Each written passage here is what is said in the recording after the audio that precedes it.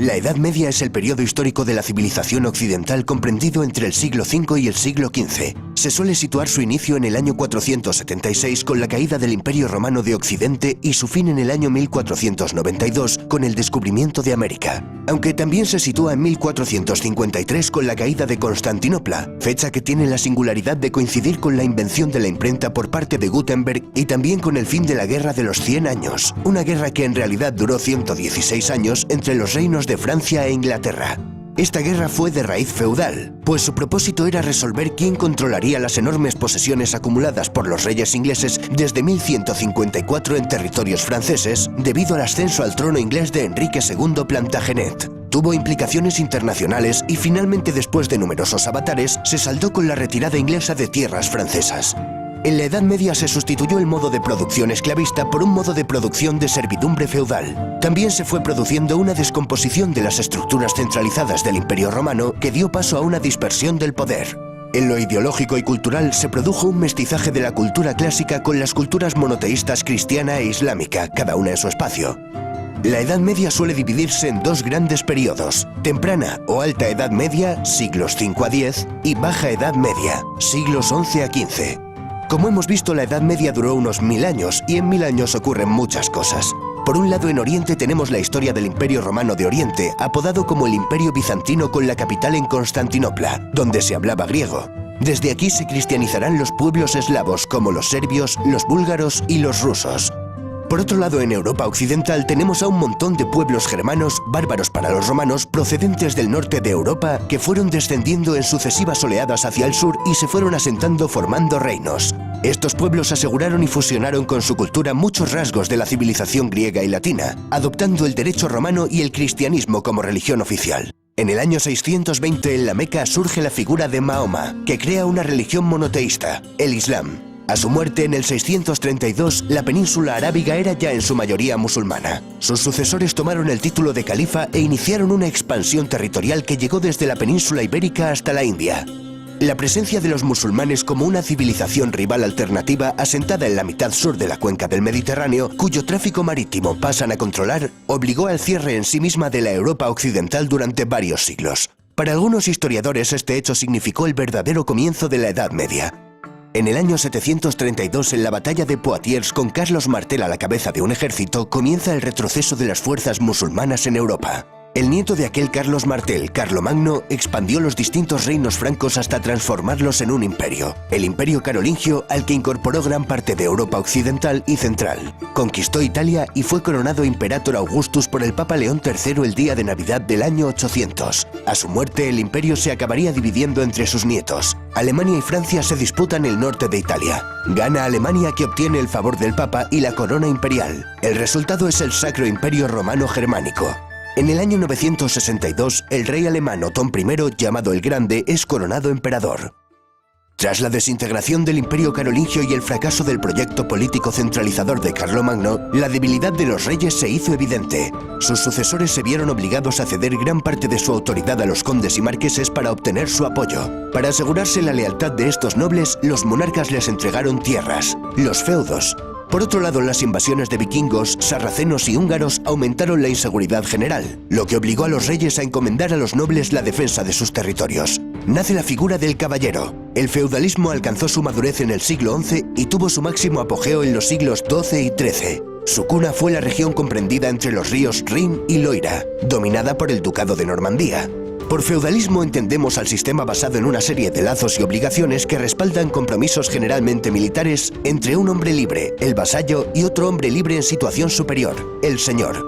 El vasallo juraba fidelidad a su señor y se comprometía a cumplir determinadas servidumbres, principalmente de auxilio militar y consejo político, auxilium et consilium, recibiendo como contraprestación un beneficio, habitualmente el control y jurisdicción sobre la tierra y la población de su feudo o señorío. A esto se conoce como vasallaje. El vasallaje se confirmaba a través de dos ceremonias, el homenaje y la investidura. La posibilidad de que un vasallo tomara bajo su protección a su vez a otros hombres que pasaban a ser sus vasallos estableció una red piramidal de relaciones vasalláticas. Al final del vídeo veremos cómo era la típica pirámide de una sociedad feudal. Acabamos de ver cómo se pasó de un Estado romano basado en el poder central y un vasto territorio a un Estado basado en vínculos personales fragmentado en los distintos feudos. En ellos, el señor acapara las funciones propias del Estado, como por ejemplo legislar, imponer impuestos y administrar justicia. La tierra adquiere una enorme importancia económica al disminuir el comercio y la circulación monetaria. Por eso, la agricultura es la base de la economía feudal, una economía de autoconsumo. La vida rural predomina frente a la urbana. Un feudo característico se componía de una aldea rodeada de terrenos para cultivar, protegida por un castillo regentado por un señor. A este castillo también se le denominaba burgo. Por extensión, se aplicó el nombre de burgo a las poblaciones que se desarrollan en torno a estas construcciones. Así surgieron las grandes ciudades medievales. A los habitantes de estas nacientes ciudades se les llamaban burgueses, naciendo el término burgués. A estos centros acudían los campesinos a vender sus excedentes, cereales, frutas, carne, a la vez que compraban artículos de uso cotidiano elaborados por los artesanos, herramientas, cerámica, ropa. Se fueron creando nuevos barrios de artesanos y mercaderes que se agrupaban en gremios. Fue en estas ciudades donde nació el estilo gótico, una evolución del románico. Estas ciudades vieron el levantamiento de prodigiosas catedrales. Chartres, París, Colonia, León o Burgos se cuentan entre las obras arquitectónicas más extraordinarias que ha construido el hombre. También las ciudades vieron el nacer de las universidades, como las de Bolonia, Oxford, Cambridge, Salamanca o París. En ellas se aprendían las 7 artes liberales compuestas por el trivium, gramática, lógica y retórica, y el quadrivium, geometría, astronomía, aritmética y música. También podían cursarse estudios especializados como Derecho, Medicina, Teología y Filosofía. La filosofía dominante era la de Aristóteles, cuyos textos habían llegado a Europa a través de los centros de enseñanza árabes. La filosofía medieval, la escolástica, se proponía fundamentalmente sistematizar la concepción cristiana del mundo en términos aristotélicos. El representante más célebre de esta corriente fue Santo Tomás de Aquino. Catedrales majestuosas, universidades... Vaya, parece que la Edad Media no es esa época oscura que siempre nos han querido vender. Y todavía no hemos mencionado los monasterios. Los monasterios también fueron islas de civilización. De ellos no solo emanaba espiritualidad, cultura y cristianismo, también fueron los que introdujeron la roturación de los bosques, beneficiosos inventos como la buena cerveza o maravillosos remedios naturales.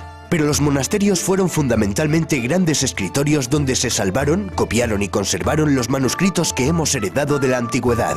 Estas islas de civilización no eran lo común dentro de la sociedad medieval. La mayoría de la población era analfabeta. Aquí los juglares y trovadores jugaron un papel muy importante. Eran músicos y poetas que divulgaron oralmente las hazañas épicas de héroes. La Edad Media es la época de los grandes caballeros y los grandes cantares de gesta como el cantar de Mío Cid, la canción de Roldán, Beowulf o el cantar de los Nibelungos.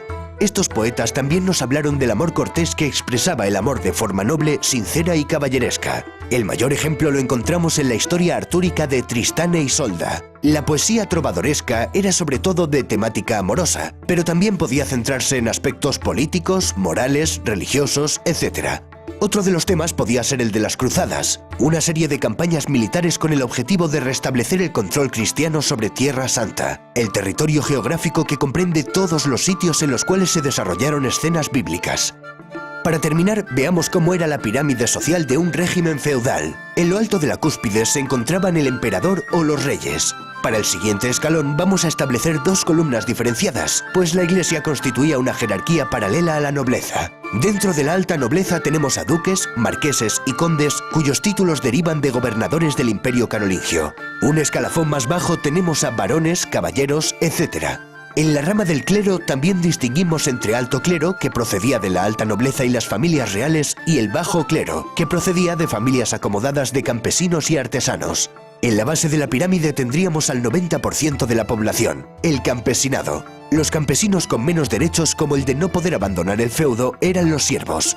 La diferencia principal entre un siervo y un esclavo consistía en que, en general, un siervo no podía ser vendido por separado de la tierra que trabajaba, y en que jurídicamente era un hombre libre. Era una sociedad profundamente estática, ya que cada individuo permanecía en la clase social en la que había nacido. Las injusticias que comportaba esta jerarquía eran compensadas por la religión. Toda situación de desventaja en este mundo se compensaba con una situación de ventaja en el siguiente.